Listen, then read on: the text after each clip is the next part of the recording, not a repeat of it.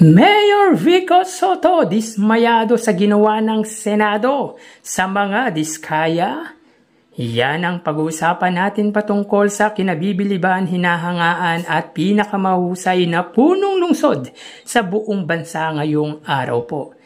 Pero bago natin simulan ang ating pag-uusapan mga kaparokya ay binabati ko muna ang lahat ng aking subscribers. Yung 11,000 or more than 11,000 subscribers, binabati ko po kayong lahat. Mga solid viewers natin, lalo na yung mga OFW na hindi po nagsasawang manood ng ating content. Maraming salamat po sa inyo at please paki-subscribe naman po ang aking YouTube channel. We have more than 11,000 subscribers. Please try to make 12,000 within the week. Tulungan niyo po ako mga kaparokya.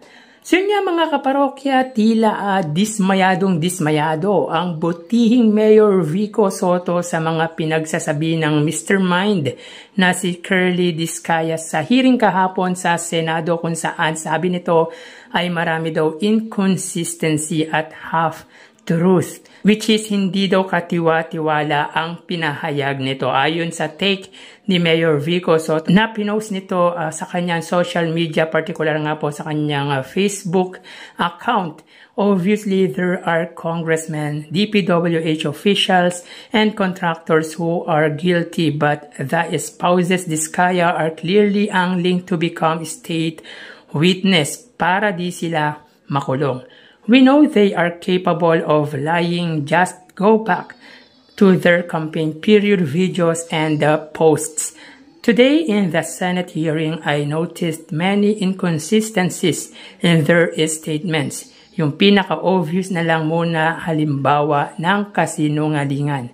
Sabi ni Mr. Mind Curly, 2 to 3% lang ng contract cost ang kita nila kada project. Swerte na daw kung 5%.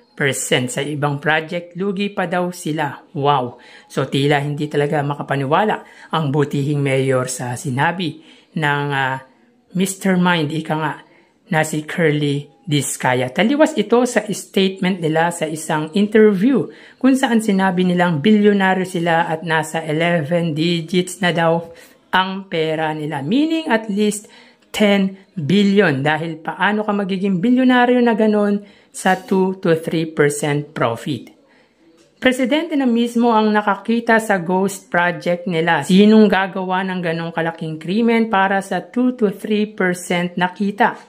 Huwag tayong magpauto sa mga paawa effect nila.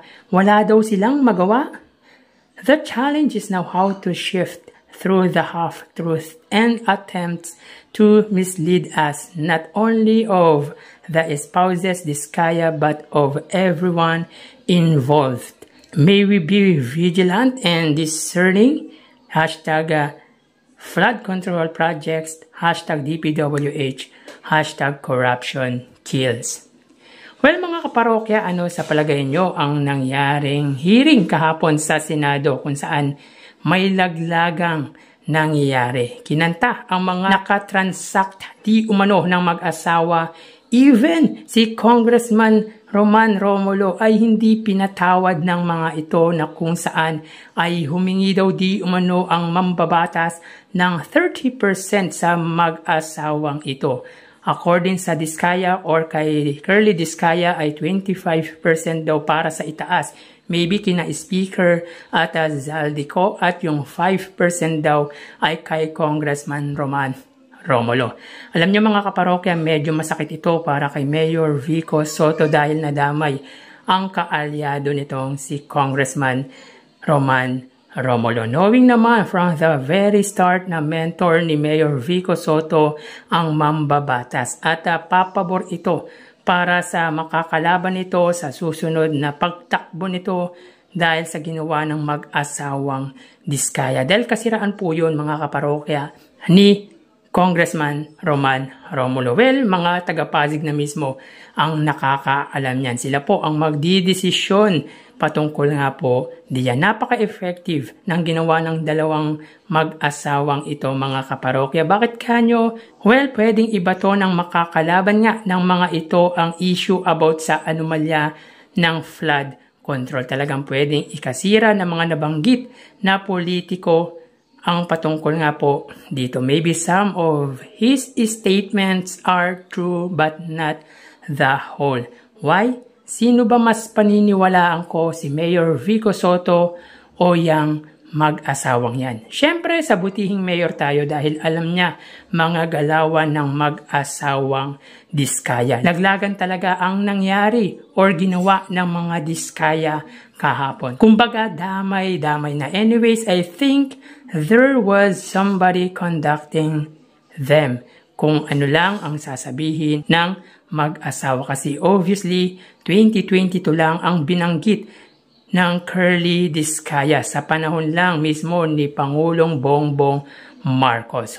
What about Sara Diskaya's mention or statement that they started making flood control projects in 2016? So panahon po ito ni Pangulong Duterte. Inaccurate at inconsistency talaga tulad ng sinabi ni Mayor Vico Sotto. Halatadong may nagkukumpas sa mag-asawang ito. And like what Mayor Vico Sotto said, that they were angling to become state witness. Grabe, parang aping-api ang mag-asawa dito.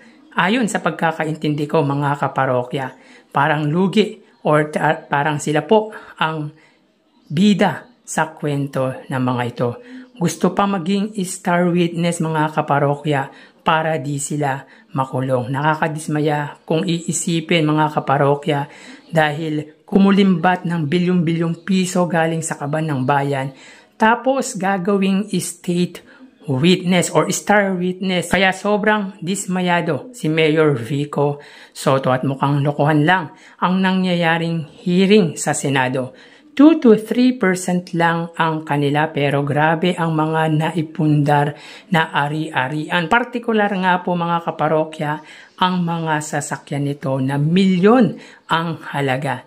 It's impossible and at the same time nakakagalit. Why gagawin mong star witness or state witness, whatever it is, ang kumulimbat ng bilyong-bilyong pondo na nagpakasasa sa kaban ng bayan, tapos hindi makukulong, nandamay pa ng political career ng mga politikong binanggit nito? Well, mga kaparokya, sabi nga ni Mayor Vico Sotto, half truth. Ibig sabihin, ang kalahati ay totoo at ang kalahati ay hindi totoo or kasinungalingan.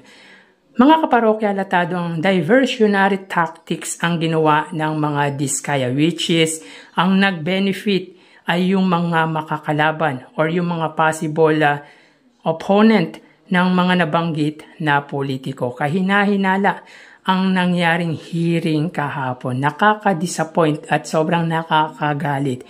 Kaya sobrang na-disappoint po ako. Buti na lang napalitan na ang liderato sa Senado at si Senator Ping Lacson ang uupong chairman ng Committee of Blue Ribbon. Ang biased ni Senator Marcoleta, halatadong may pinagtatakpan.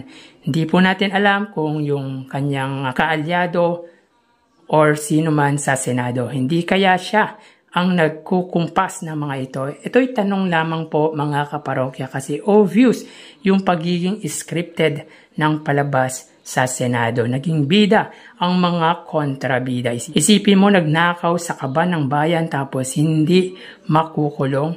Sobrang nakaka-disappoint yun, mga kaparokya. At even si Mayor Vico Sotto ay hindi makapaniwala or hindi naniniwala sa mga pahayag ng mag-asawa. Partikular nga po, mga parokya, si Curly Diskaya. Na mukha po talagang nagsisinungaling. Nililito ang tao at nililihis ang totoong may sala. Kayo, mga kaparokya, naniniwala din ba kayo na may nagkukumpas sa mag-asawang Diskaya? Please comment nyo po ang sa tingin nyong conductor po nito. So hanggang dito na lang po tayo mga kaparokya. Mag-iingat po tayo palagi. Thank you and God bless.